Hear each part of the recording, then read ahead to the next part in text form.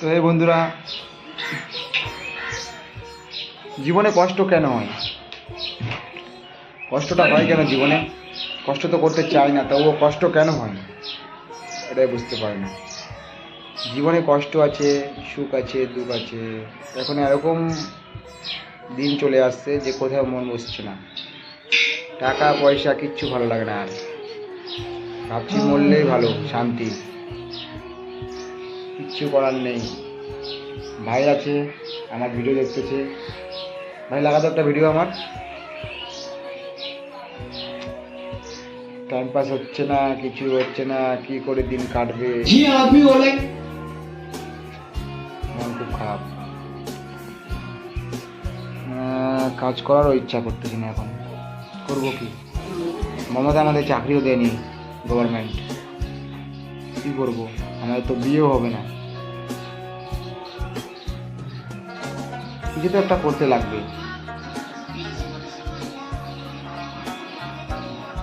কি করা যাবে বলো?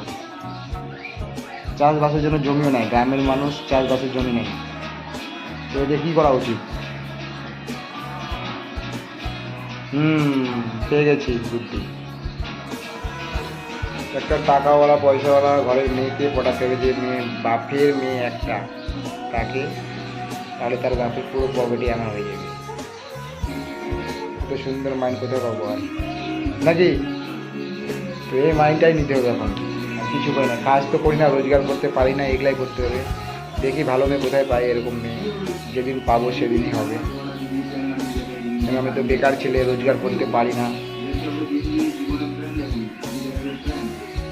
কি করবো, জীবনটা এমন হয়ে গেছে।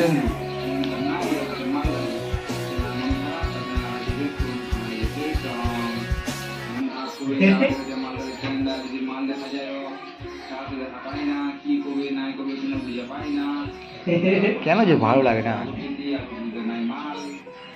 ভালো লাগার মতো কিছু নাই দুনিয়াতে।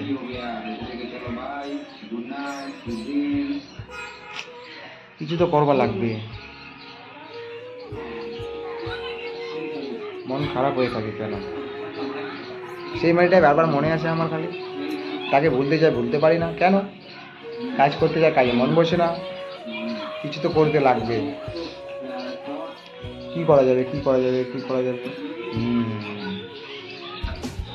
এখন কিছু করা যাবে না, খাওয়া দাওয়া করে নিই, তারপরে বেশ ঘুমায় পড়ি। এটাই সব থেকে বেটার হবে। ঘুমও তো ধরে না, ঘুম আসে না, শরীর আলসি হয়ে গেছে।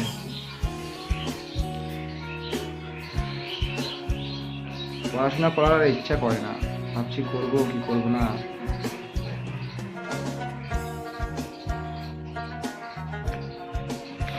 পড়াশোনা করে যে গাড়ি ঘোড়া চড়ে, সে পড়াশোনা করে না, গাড়ি ঘোড়া চড়ে না।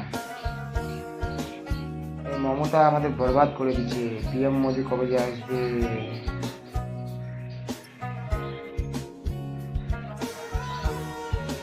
আমাদের চাকরি নাই, কোনো কোম্পানিও নাই আমাদের এই আশেপাশে। যেসব কোম্পানি আছে সব বেকার চলে যাচ্ছে অন্য শহরে। আর পাচ্ছি না।